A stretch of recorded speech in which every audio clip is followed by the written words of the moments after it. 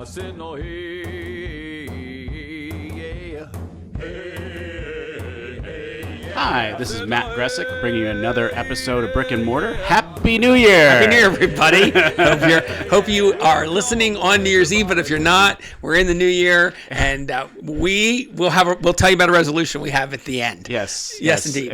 But toast a drink to us, and I hope that you're a little ice in the enjoying glass. your time. I guarantee you, I will be enjoying my time. Yes, and so we are. We've completed 5 regular shows, and what we tend to do at the end of 5 regular shows is do a little review. Partly, if you're listening, maybe it will entice you to go back and listen to one. Yes. But also just so we kind of take stock of some of the things that we've done, and we call it. What do we call it, Matt? 5 for 15. Right. This is the 15 for 15 because we're on our third 5, and I'm a math teacher, so 3 times 5 is 15. So we're on number 50. We're on the 15. Oh, what a 10 dork. through 15 for 15 is where we are. And yeah, baby, wear it well. I had to put math. Wear that dorkiness well. So we're gonna do episode by episode, and the first episode was Jen Lynch, Dr. Lynch. Yeah, Dr. Lynch, known her for quite a long time. Catonsvillian through and through. Yeah. And Marylander through and through. On the AIB, I know you're going to talk about the blueprint and stuff like that, but one of the stories that stuck out to me was her leadership as an elementary school principal, especially after the election of 2016, and bringing a fractured community together in the hopes of, what's most important here is your child's education. And the way educators do it, she didn't indoctrinate or tell anybody that one thing was better than another that happened. She listened to kids. Everybody says that educators are indoctrinating. She's a classic example. She has very strong views, and she can tell you what they are if you ever meet her. Mm-hmm. But I know that she tamped them down so that kids could express their own views and listen. And that's what we do in schools. We let kids express themselves, and we talk to them about how they're feeling, and she obviously did that at this school. Yes. Jen's on the Dr. Lynch is on the accountability and implementation board of the blueprint, which was, I got to say, a really important part of it right at the beginning, because we were preparing to, and we haven't gotten all the way into it yet, but preparing to spend a lot of money on education, a lot more than before, very well directed, not thrown at education, but certainly injected where it's most needed. But having an accountability board was something that we held up. We were going to have it, and we got good people like Dr. Lynch on it, and they are keeping an eye on some of the things that are new that schools are supposed to be doing. Schools have to submit their reports to them, and they have to approve them before all that money flows, and she's doing it. I think they're going to be an important part of keeping the blueprint straight, but also moving forward at the same time. Yeah, I'm counting on her. It's a huge undertaking, and proud to be a Marylander in that effort of improving schools, especially improving schools for those kids that need those schools to improve the most. And it's a long-term program. Everybody says, "How's it doing so far?" So we've barely pulled the cord on the lawnmower at this point. It's just revving up. But I'm looking forward to good stuff here. I always love those lines, those pictures you bring in the listeners' heads of lawnmowers rolling up. That's correct. Second, we had Lynn Rashid, who I was privileged to work with at Marys Ridge High School. She's a media specialist. Yeah, and Lynn talked a lot about being a media specialist, book banning. She, I thought, hit on it very eloquently, how kids need to see themselves in the books they read, and they need to be comforted by the books they read. And it's happening, I'm telling you, in a neighborhood that you probably are living in near you, where there are efforts to ban books today. So I know you wanted to speak to that more. Yeah, well, and Lynn, of course, isn't the sort of media specialist who, if she can help it, will let books be taken out of her library. Mm-hmm. But she did say that she worries that people who have not so much temerity, who are media specialists, will not necessarily ban a book, but when it comes time to order a book, they might think, well, I could avoid a lot of hassle if I just didn't order All Boys Are Not Blue. Yeah. And so I think, that's for example. So I think there's a subtle censorship that's taking place because of I'm going to use the word, the harassment that takes place. Yeah. And I said this, I went to the Maryland Library Association and I made the speech that we would do our part, and there are bills coming forth about this in the state of Maryland. I'm so proud to be in Maryland, the stuff we do. But I said to them, the subtle banning has to stop. And the director of that organization said, we commit. We won't let it happen. And they all cheered. Now, those are the good people, but there are others out there who might not be willing to take it on. And I don't want them to be coward into a... And isn't that awesome? And I don't mean they're cowards. Cowered, like coward from ordering those books. It's just wonderful that you grew from talking with Lynn about this. Yes. And you're implementing in policy and establishing, and it's great. Yeah. Also, shout out for Lynn Rashid, real quick, because I'm doing my national board certification.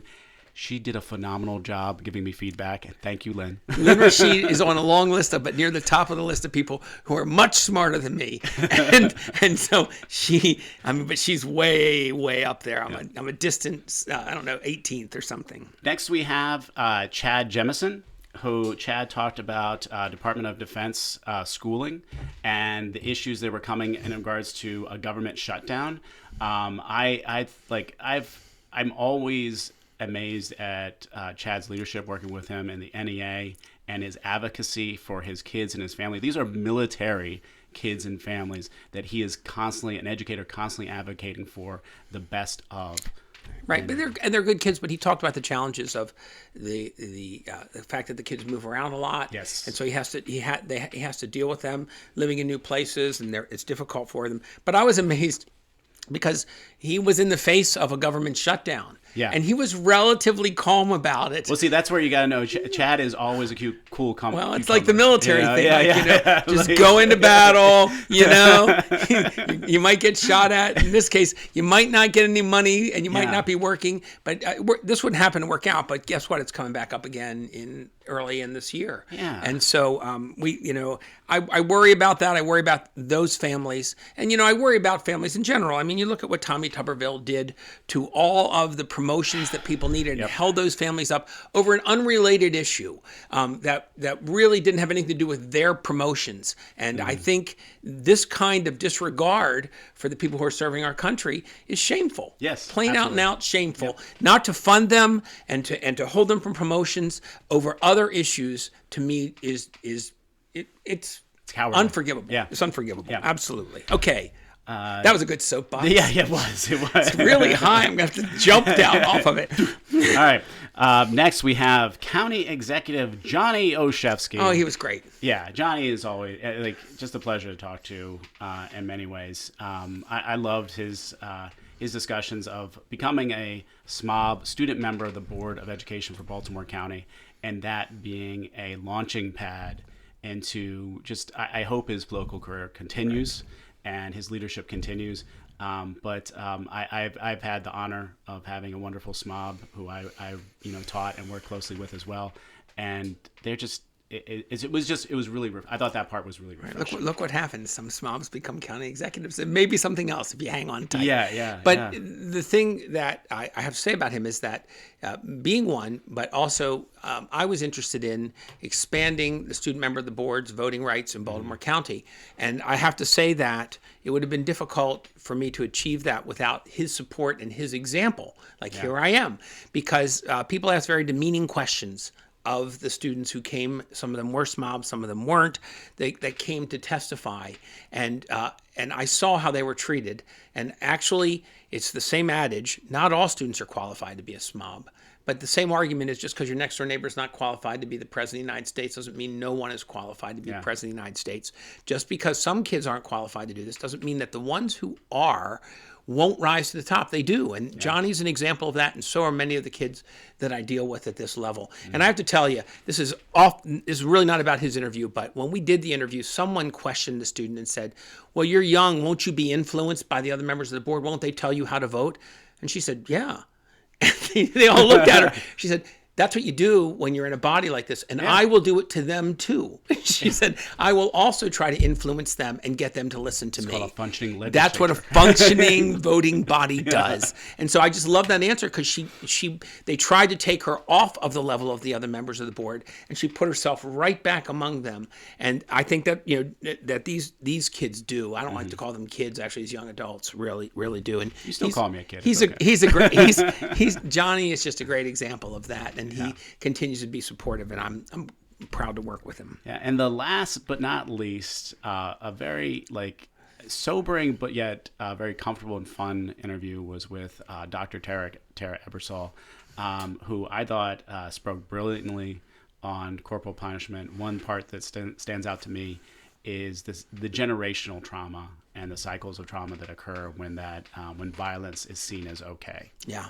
And and that's what she said. She said, people who you tell they shouldn't do this, if they were spanked or hit by their parents or their teachers, and their teachers, they have to think they probably idolize these people on some level. Yeah. And it's hard for us to submit that was an error, that was a mistake. And so they don't want to admit that's a mistake. And what they do then is, so that it's not a mistake, they do it too. Yeah. And Tara talked about the trauma. I thought one of the things that she talked about that I thought was telling was the trauma to her when she taught at a school where corporal punishment was required. Other teachers said to her, you have to do this, otherwise you undermine us if you don't do it. When a kid's late, they call it give them a lick. You got to hit them. And so she said it was highly traumatic for her because she didn't believe in it. And yet, in some cases, she had to do it. And so I think, and then Matt, you pointed out that would affect your teaching. Yes, absolutely. And I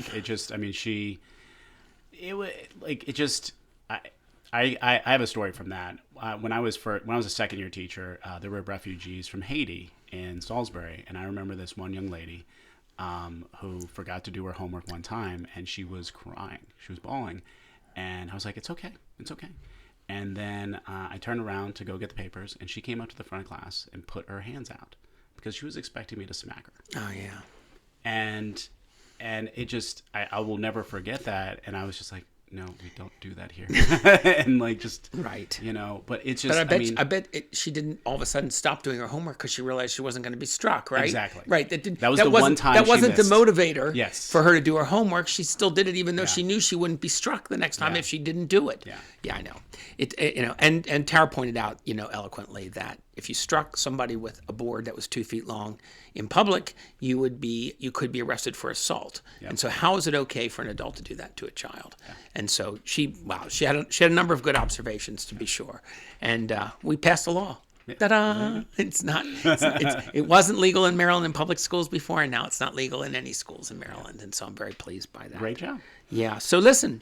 Well, let's. I want to do a little fun. I'm surprising the good delegate here. With Okay, a little here we go. Off the cuff. Yeah, I was getting jazz. Let's do a little fun. We talk all the time about making reservoir dogs, but I have some other ideas for mascots while we're up here. Okay. My school changed it from the Indiana University of Pennsylvania Indians to the Indiana University of Pennsylvania Crimson Hawks. Okay. And I thought they missed a golden opportunity of changing it to the Red Squirrels. They should have been the Red Squirrels because there are squirrels all over that campus. I had squirrels that attacked me on that campus at one point. And if you ever went, and it's a small states university in Pennsylvania, but if you ever went to the Oak Grove, they're outnumbering the kids, the squirrels. And I thought they should. Sounds more like a minor league team name, I'm going to say, but I get it. Hey, hey, squirrels, you don't know what they're up to. So this would have been open to jokes also. Yes. Like yes. At University of Maryland, I embraced the turtle. Yeah. Fear the turtle. Yes. They took something and made it into something good. But I always thought, what is the real dominant animal, especially in the water? In Maryland, they should have been the fighting blue crabs. There we go. Right. There we go. But then, we were thinking about this the entire time. There were all sorts of jokes about crabs that would have been possible, and it worries me. Yeah. So, but yes, the Maryland fighting blue crabs. Yeah. Absolutely.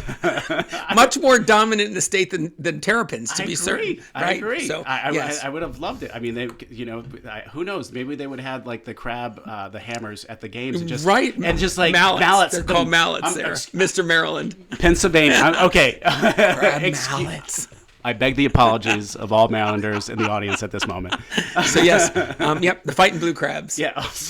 Made a great helmet logo and everything. Yeah, I agree. I know, would have been I great. agree. Would have been great. All right, listen. So it's the new year, and what happens in the new year is Matt is going to get involved in trying to get himself certified as a national board certified teacher. Yes, yes.